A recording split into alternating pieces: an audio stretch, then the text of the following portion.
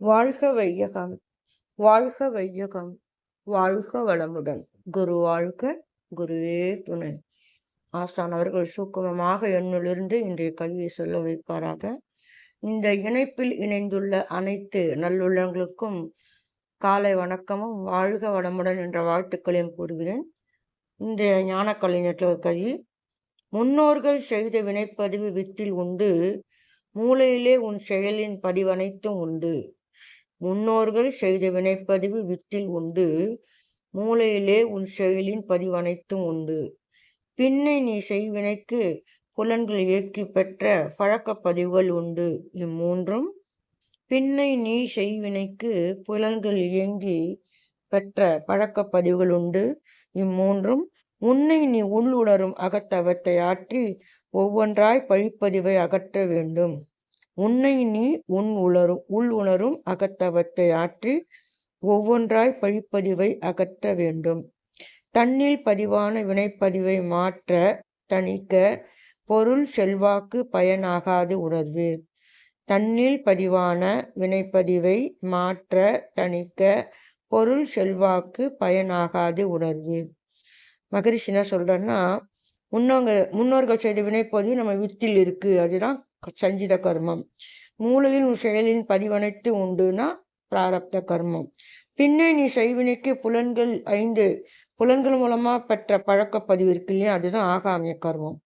இந்த 3 கர்ம வினைகளையும் எப்படி போக்கணும்னா, உன்னை நீ உள்ளுணரணும். நான் யார், எங்கிருந்து வந்தேன் அப்படின்ற இந்த தன்னை அறிகிற இந்த துரியாதீத தவத்தை ஆற்றி அந்த தவன் மூலமா இந்த பழிப்பதிவை அகற்ற வேண்டும் சொல்றாரு. அப்போ தன்னில் பதிவான வினைப்பதிவை மாற்ற, இந்த வினைப்பதிவை மாற்ற நம்மக்கிட்ட பணமோ செல்வாக்கோ வந்து எதுவுமே உதவாது. அகத்தை ஒண்டி தான் முக்கியம், அதுதான் நமக்கு பயன் தருன்றாங்க. சஞ்சிதமாகவும் பிராரத்தமாகவும் திகழும் பழவினையும் புலன்கள் மூலம் பெற்ற ஆகாமிய கர்மம் என்ற புகுவினையும் போக்கணும்னா தன்னை அறிகின்ற அகத்தம் ஒன்றுதான் சிறந்த வழி. துரியாதீதத்துல மனம் இறைநிலையோடு ஒன்றுபட்டு மிக அடியில் கிடக்கிற சஞ்சித கர்மங்களும் ஒழியுது.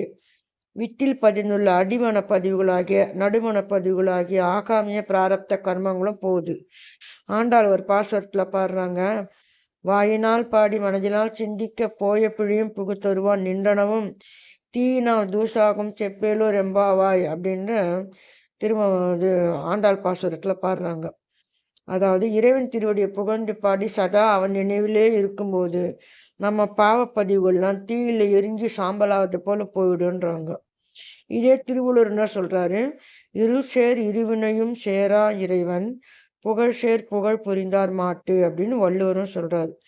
இறைவனுடைய பாதத்தை நம்ம படியும் போது இந்த 2 வினையும் சேராதுன்றாரு. இன்ன பாவத்துக்கு என்ன பரிகாரம், சில கற்பனை சடங்குகள் மூலம் பாவத்தை எவ்வளோ வேணாலும் செய்யலாம், அப்புறம் போய் கோயில் குளங்களுக்கு போய் தான தர்மம் பரிகாரம் செஞ்சிடலாம் அப்படின்னு மனநிலை தான் இங்கே மக்கள் இருக்கிறாங்க. பதிவினால் துன்பமும் மக்களுக்கு மட்டும்தான் உண்டு. விலங்குகளுக்கோ மற்ற உயிரினங்களுக்கோ பாவப்பதிவே கிடையாது.